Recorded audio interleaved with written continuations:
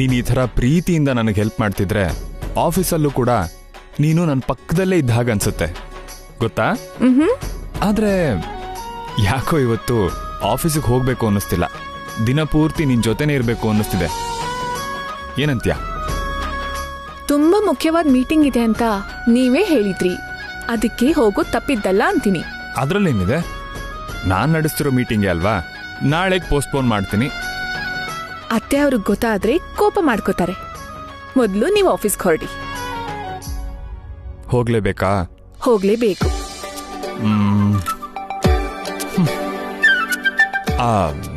ಒಂದು ಸಲ ಯೋಚನೆ ಮಾಡಬಾರ್ದಾ ಪ್ಲೀಸ್? ಬಾಯ್, ನಡೀರಿ. ಹೆಂಡ್ತಿರೆಲ್ಲ ಹೀಗೇನೆ, ಗಂಡನ ಮೇಲೆ ಒಂಚೂರು ಕರುಣೆನೆ ತೋರ್ಸಲ್ಲ.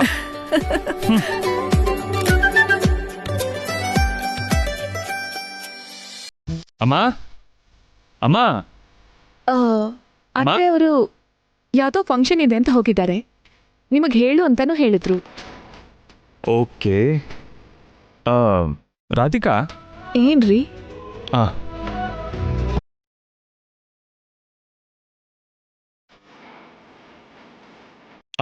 ಇದರಲ್ಲಿ 5 lakhs ಇದೆ.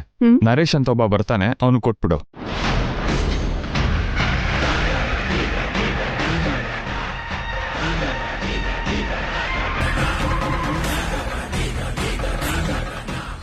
ಆಯ್ತು ರೀ.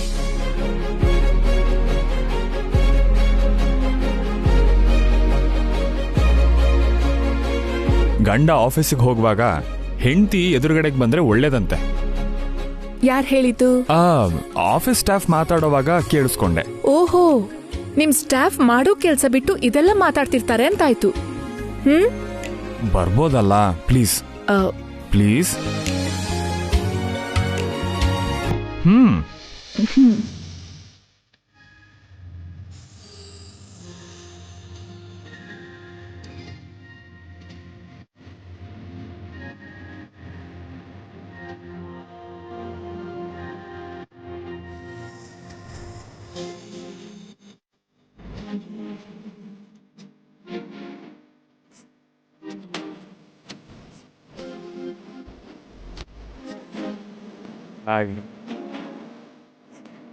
ಬಾಯ್.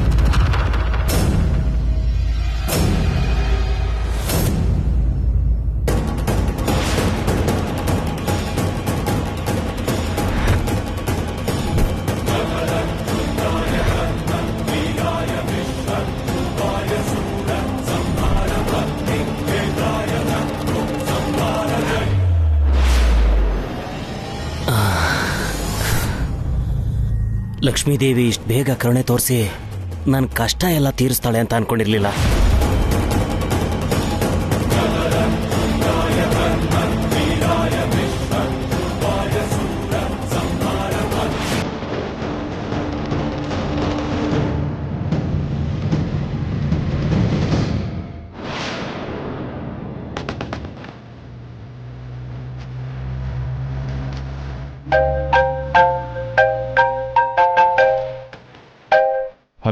ಹಲೋ, ನಾನು ಸರ್ ಶ್ರೀನಿವಾಸು.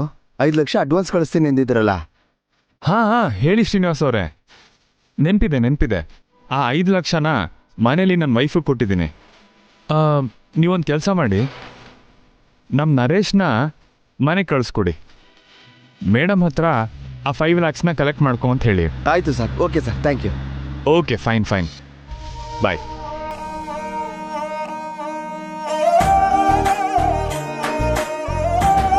ಕಾಲ್ ರಾಧಿಕಾ.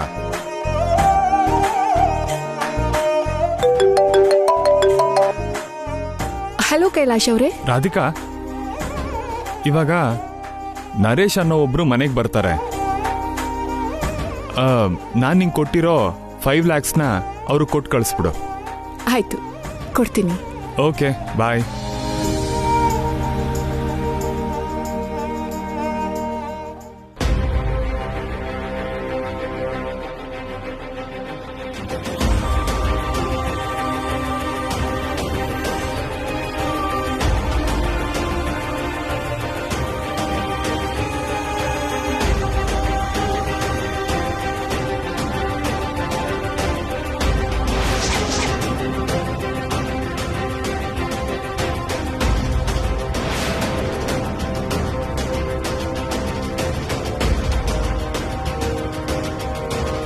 ದುಡ್ಡು ಇಲ್ಲೇ ಇಟ್ಟಿದ್ನಲ್ಲ.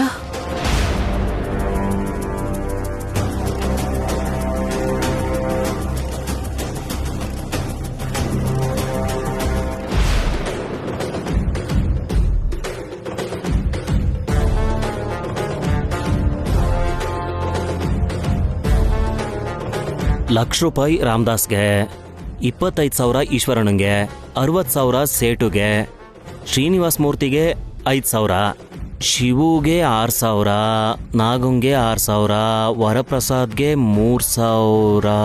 ಬಾಕಿ ಎಲ್ಲ ತೀರಿ 90,000 ಮಿಕ್ಕುತ್ತೆ. ಅಂದರೆ ಪ್ಯಾಕ್ ಆಟಕ್ಕೂ ಎಣ್ಣೆಗೂ ಒಂದಷ್ಟು ದಿನ ಯಾವ ಕೊರತೆನೂ ಇರಲ್ಲ ಅಂತಾಯ್ತು. ಅಯ್ಯೋ, ಆ ಪ್ರಕಾಶ್ ಒಬ್ಬ ಇದ್ದಾನಲ್ಲ, ಆ ಗೂಬೆಗೆ ಬೇರೆ 5,000 ಕೊಡಬೇಕು. ಏನಮ್ಮ ರಾಧಿಕಾ?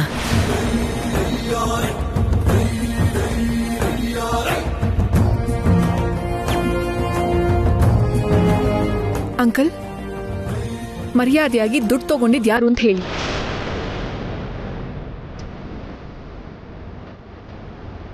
ಯಾವ ದುಡ್ಡಮ್ಮ? ನೀವು ಅಮಾಯಕರ ತರ ಮುಖ ಕಿವುಚಿದ್ರೆ ನಾನ್ ನಂಬಿಡ್ತೀನಿ ಅನ್ಕೋಬೇಡಿ. ನಾನು ಬೀರು ಒಳಗಡೆ ಎತ್ತಿಟ್ಟಿರು 5 ಲಕ್ಷನ ನೀವು ಕದ್ದಿದ್ದೀರಾ ಅಂತ ನನಗೆ ಚೆನ್ನಾಗಿ ಗೊತ್ತು.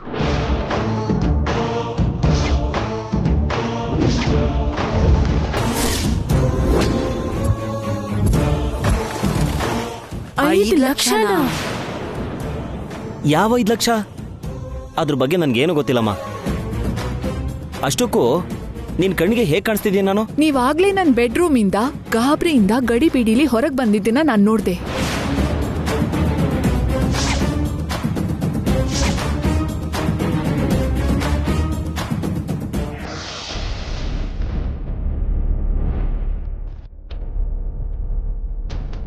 ಇವ್ರೇನು ನನ್ನ ರೂಮ್ ಕಡೆಯಿಂದ ಗಡಿ ಬಿಡಿಲಿ ವಾಪಸ್ ಹೋಗ್ತಿದಾರಲ್ಲ?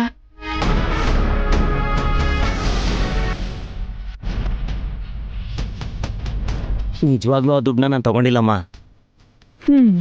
ನಿಮ್ ಮಾತು ಸುಳ್ಳು ಹೇಳಿದ್ರು ಸಿಸಿ ಕ್ಯಾಮ್ರಾ ಸುಳ್ಳು ಹೇಳಲ್ವಲ್ಲ?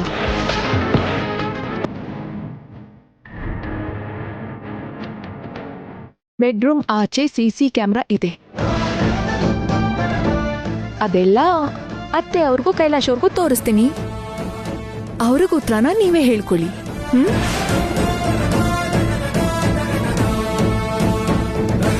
ಅಮ್ಮ ರಾಧಿಕಾ, ಆತ್ರ ಪಡ್ಬೇಡಮ್ಮ. ಏನಯ್ಯ, ಹೋಗಿ ಆ ದುಡ್ಡೆಲ್ಲಿಟ್ಟಿದ್ಯೋ ತಂದ್ಕೊಡು. ನಿನ್ ತಂಗಿ ಗೊತ್ತಾಯ್ತಂದ್ರೆ ಏನಾಗುತ್ತೆ ಗೊತ್ತಲ್ಲ? ಇವಾಗಲೇ ತಂದ್ಕೊಡ್ತೀನಿ ರಮ್ಮ.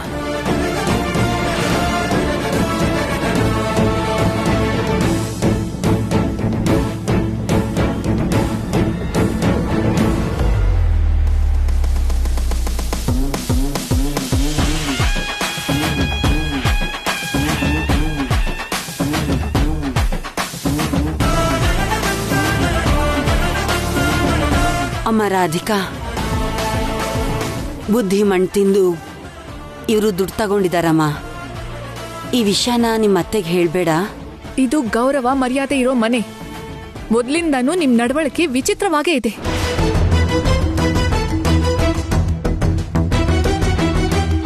ಇದ್ರ ಬಗ್ಗೆ ನಾನೇನಾದ್ರೂ ಅತ್ತೆಗೆ ಹೇಳ್ದೆ ಹೋದ್ರೆ ನಾನೇ ತಪ್ಪು ಮಾಡಿದೀನಿ ಅನ್ಕೋತಾರೆ. ಇಷ್ಟು ದುಡ್ಡನ್ನ ಕಳ್ತನ ಮಾಡಿದ್ಮೇಲೂ ನಾನ್ ಹೇಗ್ ಸುಮ್ನೆ ಇರ್ಲಿ?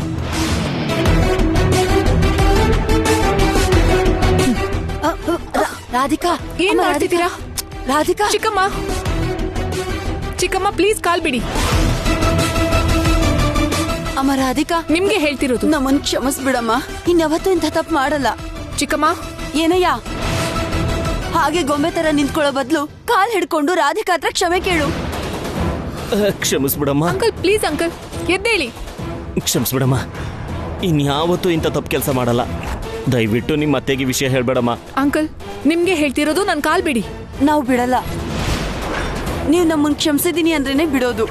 ಅದಕ್ಕೆ ಅವ್ರಿಗೆ ಈ ವಿಷಯ ಹೇಳಲ್ಲ ಅಂದ್ರೇನೆ ಬಿಡೋದು. Madam, madam, madam, ಬರ್ತಿದ್ದೀನಿ.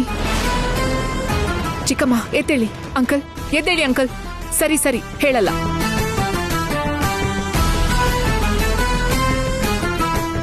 ಇದೊಂದ್ಸಲ ಕ್ಷಮಿಸ್ತಿದ್ದೀನಿ. ಇನ್ನೊಂದ್ಸಲ ಇಂಥ ಕೆಲ್ಸ ಮಾಡಿದ್ರೆ ಖಂಡಿತ ಸುಮ್ಮನೆ ಇರಲ್ಲ. ಸರಿನಮ್ಮ.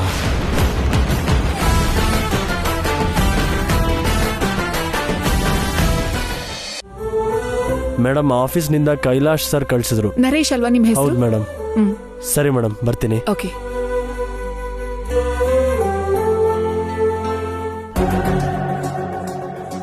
ಯಾಕಯ್ಯ ಇಂಥ ತಲೆ ಬಾಲ ಇಲ್ದಿರೋ ಕೆಲ್ಸ ಮಾಡ್ತೀಯಾ? ನೀನ್ ಮಾಡಿರೋ ದರಿದ್ರ ಕೆಲ್ಸದಿಂದ ಇವತ್ ನಾವು ಅವಳ ಕಾಲ್ ಹಿಡ್ಕೋಬೇಕಾಗ್ ಬಂತು. ಆ ದುಡ್ಡಿಂದ ಸಾಲನೆಲ್ಲ ತೀರ್ಸ್ಬಿಡೋಣ ಅನ್ಕೊಂಡಿದ್ದೆ. ನೀನ್ ಈ ತರ ದುಡ್ಡುಗೋಸ್ಕರ ಅತಿ ಆಸೆ ಪಟ್ರೆ ಅತ್ತೆ ನಮ್ಮನ್ನ ಈ ಮನೆಯಿಂದ ಆಚೆ ಹಾಕ್ತಾರಷ್ಟೇ. ಮತ್ತೆ ಇನ್ಯಾವತ್ತೂ ಈ ಮನೆ ಕಾಲಿಡಕ್ಕಾಗಲ್ಲ. ನಾವ್ ಅಂದ್ಕೊಂಡಿರೋದ್ ಸಾಧಿಸ್ಬೇಕಂದ್ರೆ ನೀನಿಂಥ ಚಿಲ್ರೆ ಕೆಲ್ಸ ಮಾಡ್ಬೇಡ. ಇನ್ನೊಂದ್ಸಲ ಹೀಗ್ ಮಾಡಿದ್ರೆ ರಾಧಿಕಾ ಅಲ್ಲ, ನಾನು ಮಲ್ಲೇಶ್ವರಿ ಹೋಗಿ ನಿನ್ ಬಗ್ಗೆ ನಿನ್ ತಂಗಿಗ್ ಹೇಳ್ಬಿಡ್ತೀವಿ. ಕೈಲಾಗ್ದಿರೋ ಗಂಡ, ಕೆಲ್ಸಕ್ ಬಾರ್ದಿರೋ ಗಂಡ್ಸು. ಛೀ.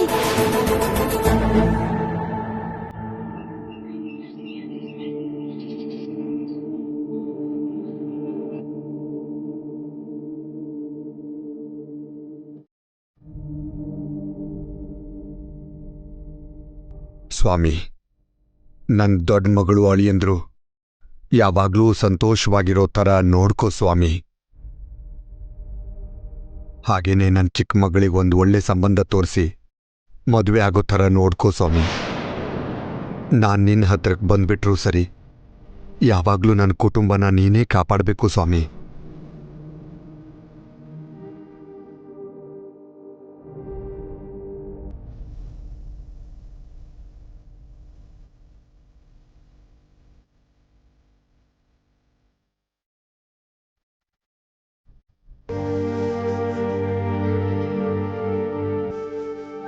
ಸ್ವಾಮಿ, ಆ ಸೀತಾರಾಮಂಗೆ ಯಾವ ರೀತಿ ನೀನು ಯಾವಾಗಲೂ ಆಧಾರವಾಗಿ ನಿಂತಿರ್ತೀಯೋ ಹಾಗೇನೆ ನನ್ನ ಮಗಳು ಅಳಿಯಂಗೂ ಕೂಡ ನೀನು ಆಧಾರವಾಗಿರಬೇಕು ಸ್ವಾಮಿ.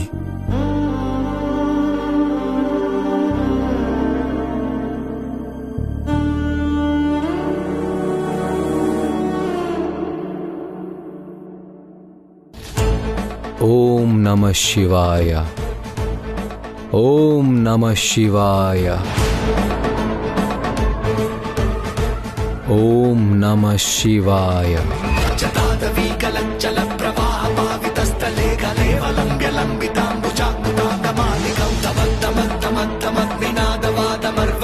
ಓಂ ನಮಃ ಶಿವಾಯ. ಓಂ ನಮಃ ಶಿವಾಯ.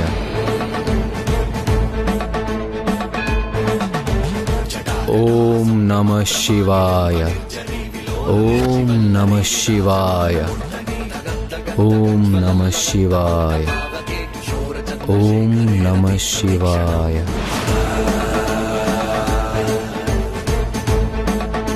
ಓಂ ನಮಃ ಶಿವಾಯ. ಏನಪ್ಪ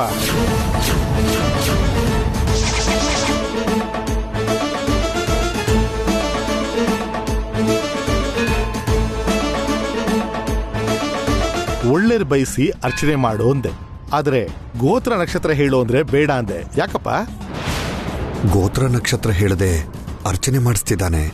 ಯಾರಿಗೋಸ್ಕರ? ಹೆಸರು ಹೇಳದೆ ಹೋದ್ರು ಕಡೆ ಪಕ್ಷ ಯಾರಿಗೋಸ್ಕರ ಪೂಜೆ ಮಾಡಿಸ್ತಿದ್ಯೋ ಅದನ್ನಾದ್ರೂ ಹೇಳಪ್ಪ. ನನ್ನ ಪ್ರೇಯಸಿಗೋಸ್ಕರ.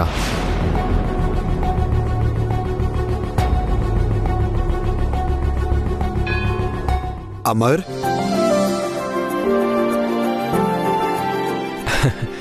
ಅಂಕಲ್ ನೀವಾ? ಚೆನ್ನಾಗಿದ್ದೀರಾ? ಚೆನ್ನಾಗಿದ್ದೀನಪ್ಪ. ಪೂಜಾರ್ರೆ ತಗೊಳ್ಳಿ, ಅರ್ಚನೆ ಮಾಡಿ. ಆ ಹೆಸರು? ಹಾ ಗೊತ್ತು ಸರ್. ನಿಮ್ ಮಗಳ ಹೆಸರು ರಾಧಿಕಾ, ಅಡಿನ ಹೆಸರು ಕೈಲಾಶ್. ಅವ್ರು ಚೆನ್ನಾಗಿರ್ಲಿ ಅಂತ ಅವ್ರ ಹೆಸರಿಗೆ ಅರ್ಚನೆ ಮಾಡಬೇಕು. ಪ್ರತಿ ವಾರ ಮಾಡೋದೇ ಅಲ್ವಾ? ಹೌದು ಪೂಜಾರ್ರೆ. ಓಂ ತತ್ ಪುರುಷಾಯ ವಿದ್ಮಹೇ ಮಹಾದೇವಾಯ ಧೀಮಹಿ ತನ್ನೋ ರುದ್ರ. ಪ್ರೀತಿಸಿರೋ ಹುಡುಗಿಗೋಸ್ಕರ ಅರ್ಚನೆ ಅಂತಿದ್ಯಾ? ಹೆಸರು ಹೇಳಕ್ ಯಾಕಪ್ಪ ಅಷ್ಟು ಯೋಚನೆ ಮಾಡ್ತಿದ್ಯಾ? ಚೆನ್ನಾಗಿರ್ಲಿ ಅಂತ ಕೇಳ್ಕೊಳ್ಳೋದು ಬಿಟ್ರೆ ಅವಳ ಹೆಸರು ಹೇಳೋ ಯೋಗ್ಯತೆ ಈಗ ನನಗಿಲ್ಲ. ಅದು ತಪ್ಪಾಗುತ್ತೆ. ಯಾಕೆ? ನನ್ನ ಪ್ರೀತಿ ಇತಿಹಾಸ. ಆ ಹುಡುಗಿಗೆ ಇನ್ನೊಬ್ರ ಜೊತೆ ಮದುವೆ ಆಗಿದೆ. ನನ್ನ ಪ್ರೇಯಸಿ ತಾಳಿ ಕಟ್ಟಿಸ್ಕೊಂಡು ಇನ್ನೊಬ್ರಿಗೆ ಸ್ವಂತ ಆಗಿರುವಾಗ ಆ ನೆನಪುಗಳನ್ನ ನೆನೆಸ್ಕೊಳ್ಳೋದು ಕೂಡ ಪಾಪಾನೆ. ಆ ಮದುವೆಗೆ ಗೌರವ ಕೊಟ್ಟು ಅವಳು ಯಾವಾಗಲೂ ಸಂತೋಷವಾಗಿರ್ಬೇಕು ಅಂತ ದೇವ್ರ ಹತ್ರ ಕೇಳ್ಕೊಳ್ಳೋದೇ ಧರ್ಮ ಅನ್ನೋದು ನನ್ನ ಅಭಿಪ್ರಾಯ. ನಿಂದು ತುಂಬಾ ಒಳ್ಳೆ ಯೋಚನೆ ಅಮರ್. ಇಂಥ ನಿರ್ಧಾರ ತಗೊಳ್ಳೋದಕ್ಕೆ ಒಳ್ಳೆ ಮನ್ಸಷ್ಟೇ ಅಲ್ಲ, ಗಟ್ಟಿ ಗುಂಡಿಗೆನೂ ಇರಬೇಕು. ನಿಜವಾಗ್ಲೂ ನಾನು ಹೀಗೆ ಬದಲಾಗೋ ಕಾರಣ ನಾನು ಪ್ರೀತಿಸಿರೋ ದೇವತೆ. ನನ್ನ ಪ್ರೀತಿ ನಾನು ಪಡ್ಕೊಳ್ಳೇಬೇಕು ಅಂತ, ನನ್ನ ಆಸೆ ಪಡೋದು ತಪ್ಪು ಅಂತ ನಾನು ವಾಸ್ತವನ ನೋಡೋ ಥರ ಅವಳು ನನ್ನ ಕಣ್ ತೆರೆಸಿದಾಳೆ. ನಿನ್ನಂತ ಒಳ್ಳೆ ಹುಡುಗನ್ ದೂರ ಮಾಡ್ಕೊಂಡಿದ್ದಕ್ಕೆ ಆ ಹುಡುಗಿ ತುಂಬಾ ದುರದೃಷ್ಟವಂತೆ. ಅದೃಷ್ಟ ದುರಾದೃಷ್ಟ ಅನ್ನೋದು ಒಳ್ಳೆತನದ ಮೇಲೆ ನಿಂತಿರಲ್ಲ, ಎಲ್ಲ ನಮ್ಮ ಹಣೆ ಬರದ ಮೇಲೆ ನಿಂತಿರುತ್ತೆ. ನಾವು ಪ್ರೀತಿಸಿದವ್ರು ಚೆನ್ನಾಗಿರ್ಬೇಕು ಅಂತ ಕೇಳ್ಕೊಳ್ಳೋದು ಮಾತ್ರನೇ ನಮ್ಮ ಕೈಯಲ್ಲಿರುತ್ತೆ. ಚೆನ್ನಾಗಿ ಹೇಳಿದ್ಯಪ್ಪ. ಸರಿ, ನನ್ನ ವಿಷಯ ಬಿಡಿ. ನೀವೊಬ್ಬರೇ ಬಂದಿದ್ದೀರಾ? ಆಂಟಿ ಬರ್ಲಿಲ್ವಾ? ಮನೇಲಿ ಕೆಲಸ ಇದೆ ಅಂತ ಅಲ್ಲೇ ಉಳ್ಕೊಂಡ್ಲಪ್ಪ. ಓಹ್, ಕೃಷ್ಣಮೂರ್ತಿ ಅವರೇ ಒಂದ್ ನಿಮಿಷ ಬನ್ನಿ.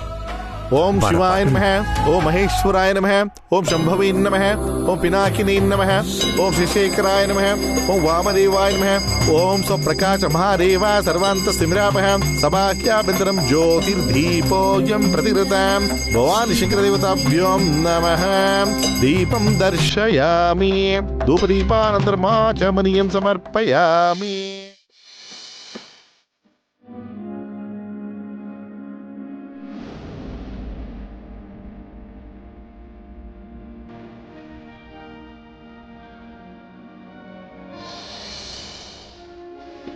ಅಮರ್, ಒಂದ್ ನಿಮಿಷ. ಇಷ್ಟೊಂದು ಒಳ್ಳೆ ಮನಸ್ಸಿಂದ ಪೂಜೆ ಮಾಡಿಸಿ ಬೊಟ್ಟೆ ಇಟ್ಕೊಂಡಿಲ್ವಲ್ಲಪ್ಪ.